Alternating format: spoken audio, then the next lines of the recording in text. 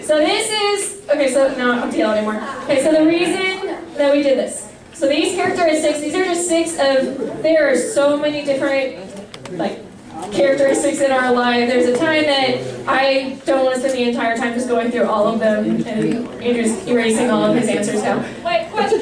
Yes. Is that based on the 5 personalities emotion? Somewhat, not all of them. I just kind of sat down and wrote them out, and then I found out they were a thing. You have like 4 of them on there. Well, that's not the purpose of why we did it, but I did get some of them from that. And so these are all characteristics that some of you guys share with other people, and you share with some that you don't share with others. I mean, they're very different. Some of you guys are paired with the same person 3 or 4 times. I know there's one person that was paired the entire time. Some of you guys never saw, did anyone never pair with the same person the entire time? Okay, there's a few. Good job. Alright, so the reason why we did that is because I want you guys to see, you know that you have common ground with other people, right? Like you have things that are personality characteristics, things that you like, that you enjoy, or just the way that you act, you have in common with other people. But, and as you guys know as well, we are all made very differently from the person next to you.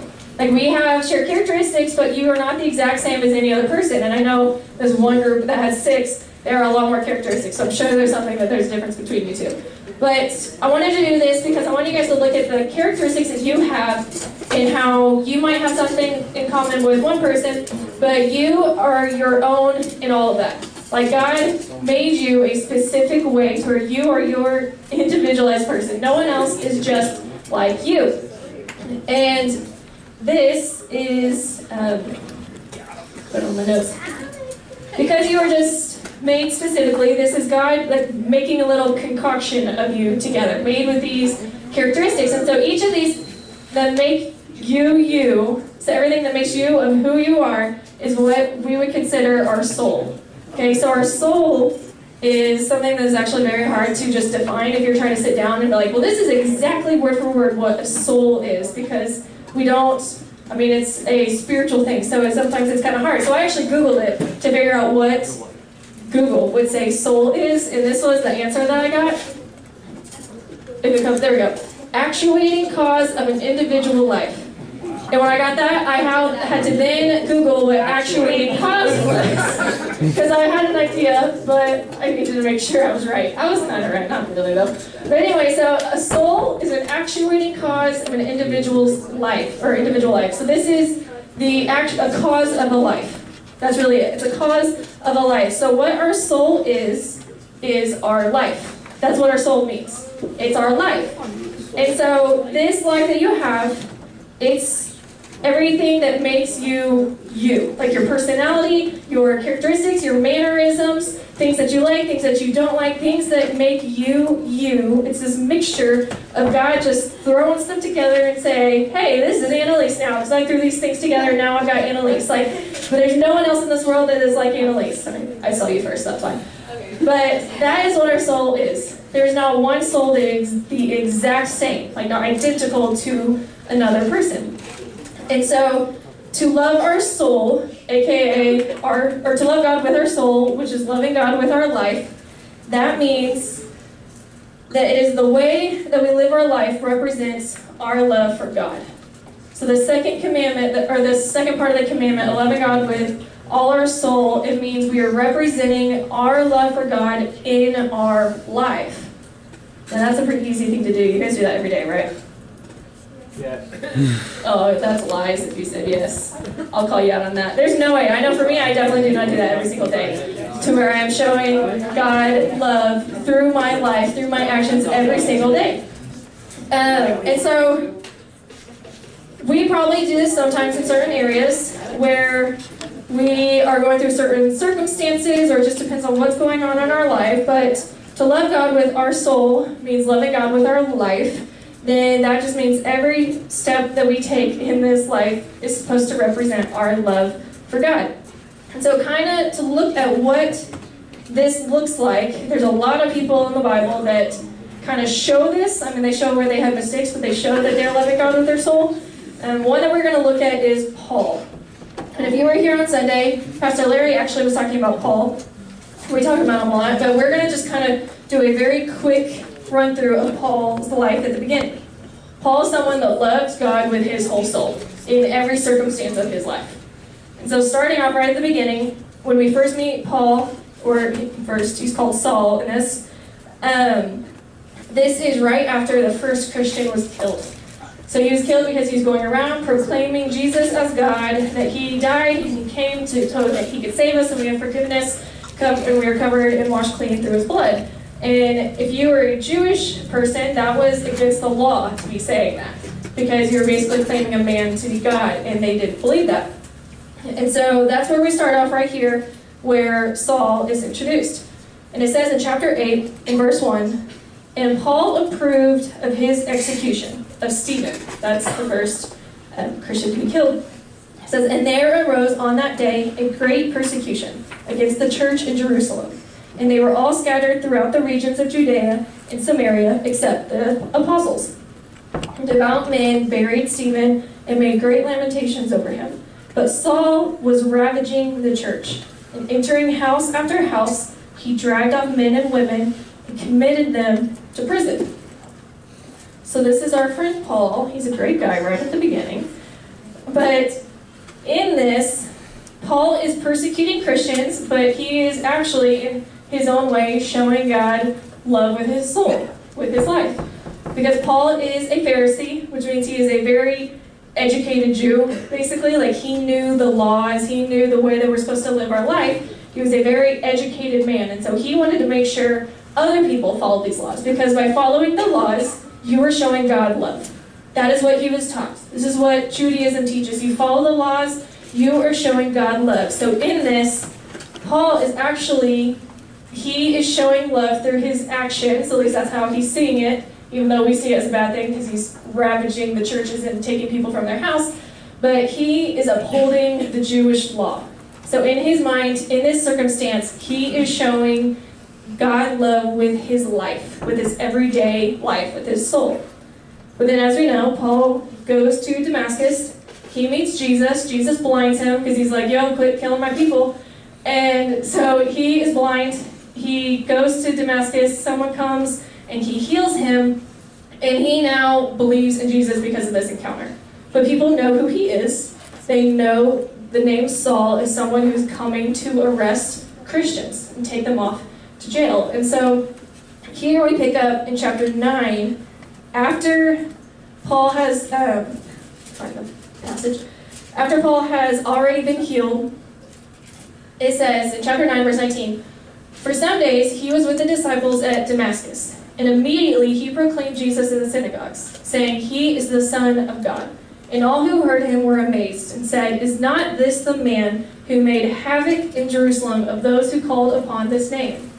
And he has not come here for this purpose, to bring them bound before the chief priest.' But Saul increased all the more in strength, and confounded the Jews who lived in Damascus by proving that Jesus was the Christ." So here, in a completely different circumstance, a big flip, a big heart change for Paul, he is still loving God with his life. He's not persecuting Christians anymore, but he is now going out, sharing the gospel, telling people of Jesus, proving that Jesus was the Christ, and he's just spreading the good news. So in turn, like, he is living out his love for God, right? Do you agree with that? Paul was very good at doing that? And so in both instances, which is why I wanted to look at Paul, no matter what was going on in his life, he was loving God with his soul. Now don't take that I'm saying that you can now go do things that are wrong and say, "I'm doing it for God because I love God." Like, that's not what we should take away from Paul. But Paul, in the moment when he thought he was right by showing people, or by showing God love, by following his laws, he was loving God with his soul. Whenever he finally met Jesus and he believed, he then made that switch. And he was the same person where he was still loving God with his soul, with his whole soul. So this is someone that we can look to, just like so many people in Scripture that do this, that love God with their whole life. And Paul was definitely someone that understood this part of the commandment, loving God with all your soul.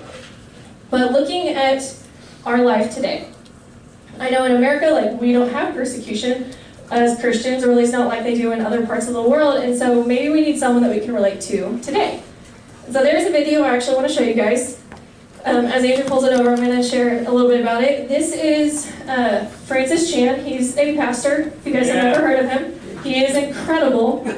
And in this video, we're just going to watch about 1.5 minutes of it. I can show you it later if you really want to see the whole full thing.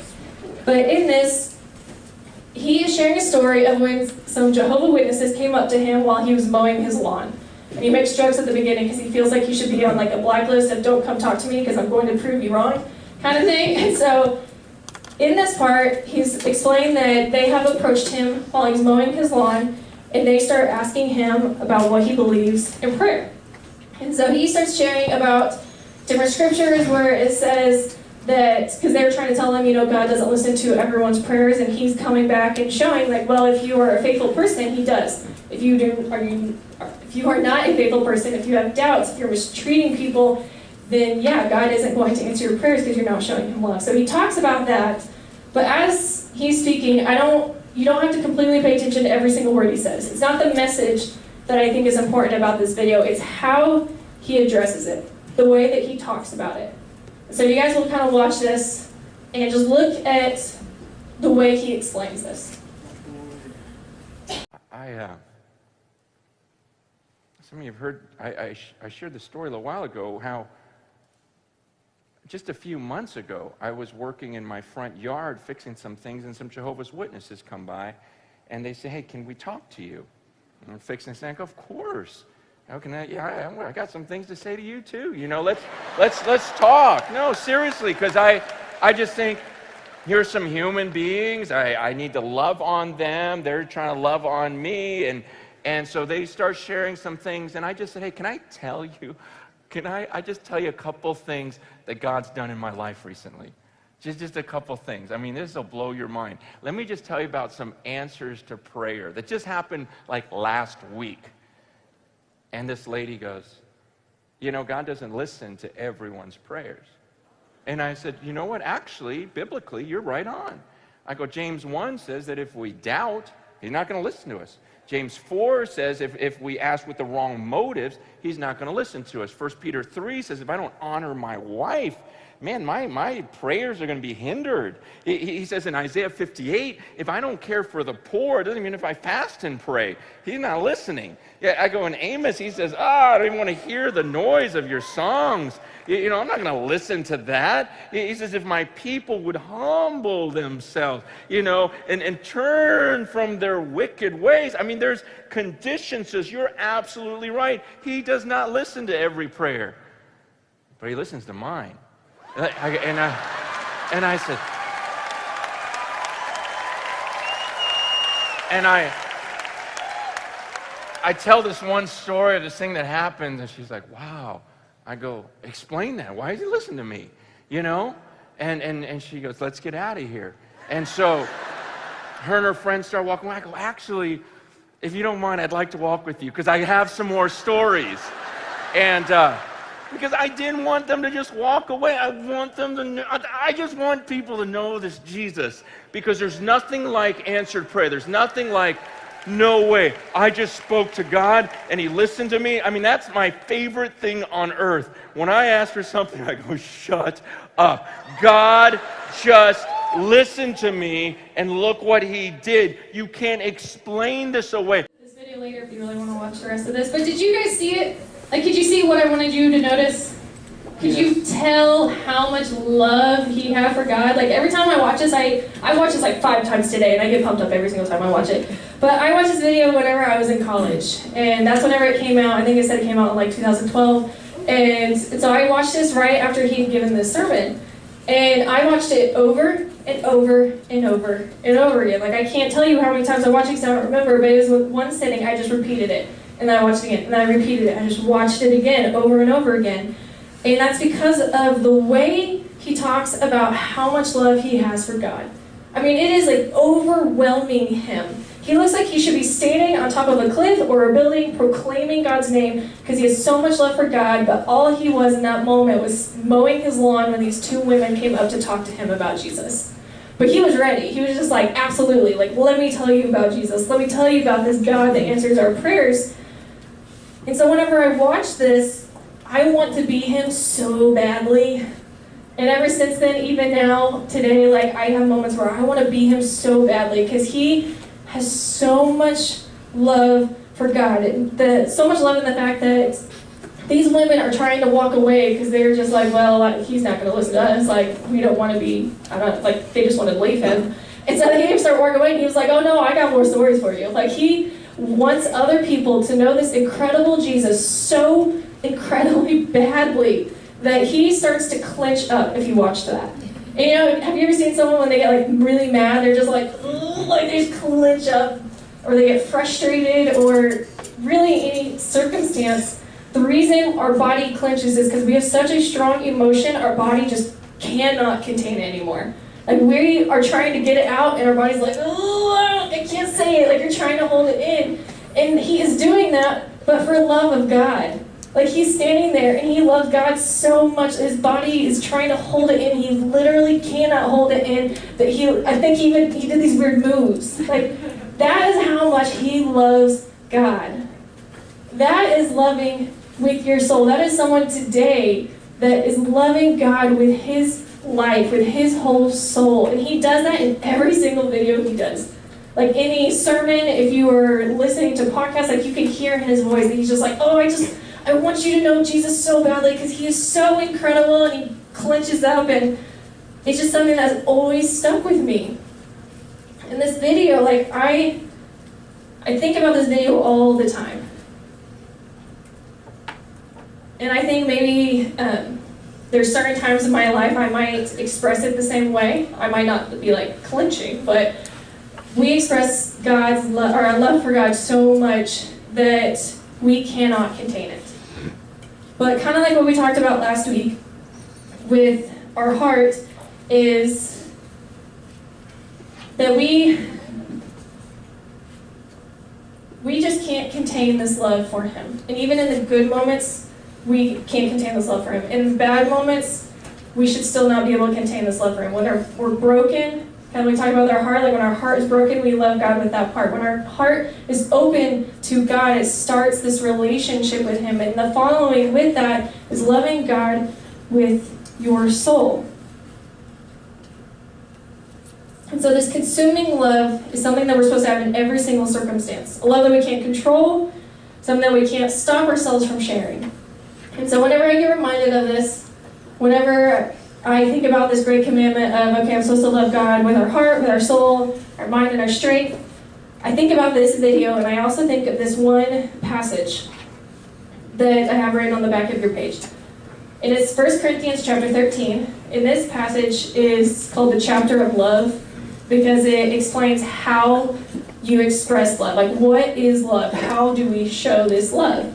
And so just a little bit from it, it says, love is patient and kind. Love does not envy. You guys don't need to fill the spots yet onto the back of your page. Love does not envy or boast. It is not arrogant or rude. It does not insist on its own way. It is not irritable or resentful. It does not rejoice at wrongdoing, but rejoices with the truth. Love bears all things, believes all things, hopes all things, and endures all things. So we are to love God with our life. And this passage right here explains what love is, and therefore, with like math with words, our life should be this, right? If our life is supposed to be love for God, if this is what love is, then this is what our life should be. And so on the blank part of your back, the back of the page, I want you to fill in your name. This is something that someone had me do in our youth group. And so as an example, like I will say mine. It says, Paige is patient and kind. Paige does not envy or boast. She is not arrogant or rude. Paige does not insist on her own way. Paige is not irritable or resentful. She does not rejoice at wrongdoing, but it rejoices with the truth. Paige bears all things, believes all things, hopes all things, endures all things. I'm going to be honest, a lot of that was not true. But this right here, the first time they made me do this, and even still today, is the most convicting thing in the world for me. Because if this is what love is supposed to be, and I'm supposed to be this, it is not true. It wasn't then, and not all of it's true today. I might try my best. Might have moments where I'm great with patience and kindness, but I'm really actually insisting my own way and being selfish in that. Or maybe I am not rejoicing at wrongdoing, but I'm really pushing down the things about truth, and I'm not all excited about that. Or maybe I have a lot of hope, but I am not enduring through things, or I'm not believing in things that God's asking me to believe. So this is what we're supposed to do. We know what our soul is. We know what it looks like to love God with our soul, and this is how we do it. This video that I just showed you in this passage are things that God has just buried in my mind and my heart for me to never forget. I've thought about that since that video came out, almost probably every week, if not every day. Same with this passage, putting our name in this. And with this video, I actually had a moment to live out what he did. A few months ago, it was right before winter retreat. I was really sick, like I had the flu, even leading up to like 2 days before we went on retreat. But I wasn't sick, I wasn't contagious, so it's all right. But that's in the past; it doesn't matter anymore. But anyways, I was really sick on that weekend, and there were people working outside of my house trying to like put up a fence or do something to it. And I hear this knock on the door, and I'm like getting on the couch. I'm like, oh, like this is no, like I did not enjoy just getting up off the couch. And I open the door, and it's these people standing on my porch. And immediately I knew they were wanting to talk to me about Jesus, because they asked about my last name, and my last name is actually like a gospel choir group. And the fact that they asked me that, I'm like, oh, you want to talk to me about Jesus now? Like, I know where you're going with this. And I had a moment where it just seemed like everything paused, and I had a choice in front of me. I could either not be patient and kind and rush through this conversation really fast, just say yes, yes, yes, I believe that too, thank you for coming, bye, and go back and lay back down because I had the flu and I was leaning on the door and trying not to throw up, like had reasons to want to leave this conversation. Or I could represent the love that I have for God in that moment. And so they start asking questions, and they say, do you know where you're going to go when you die? I was like, yes. Like, where are you going to go? I'm like, heaven. Because I could not talk very much because I had no energy. And they were like, why are you going to heaven? I was like, because I know Jesus. I'm like, well, how do you know Jesus? I was like, because, and I just went on this list of how I know Jesus and grew up in the church. And I was like, and I know I'm going to heaven because I tried my best to live out my life loving him. And they just stood there, smiled, and said, amen. And I mean, the conversation kind of went a little bit longer, and it really was a good conversation. It wasn't Jehovah's Witnesses coming to try to like change my faith. They were just coming to me to see if I knew Jesus. That was it.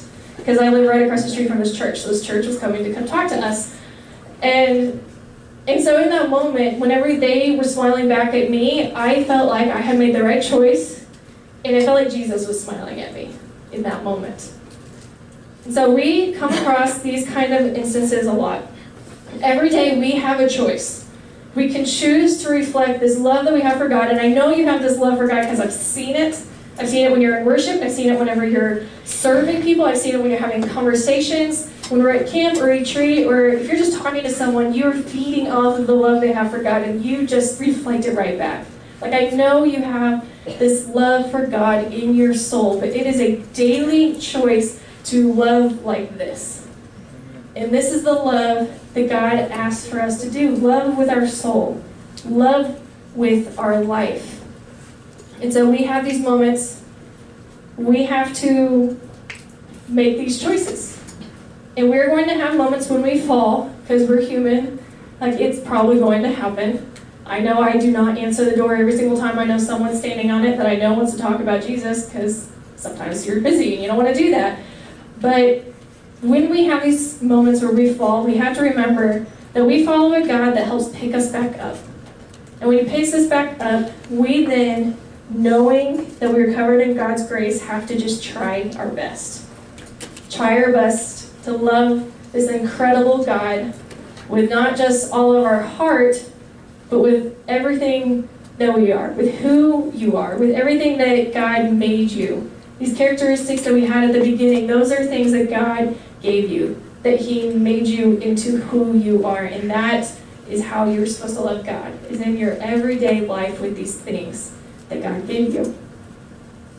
And so we're going to go in some time of worship again, You guys can stand up and worship with our praise team, or you can look at the passage that is on the back of your piece of paper. Make sure you write your name.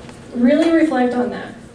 Are these things that you actually live your life out? Like, do you live your life through this? Do you love God through these things?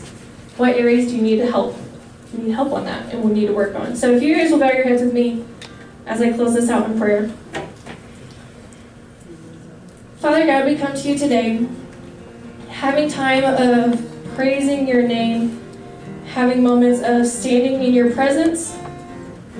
And God, I just pray that as we come before you now, after hearing your words of how you moved through Paul, how you're moving through Francis Chan at that moment, that God, we love you the way that they loved you. That we love you with every step we take. That we love you with all of our soul, all of our life, all of our heart. And that God, as we go throughout this life, that we are just representations of your love.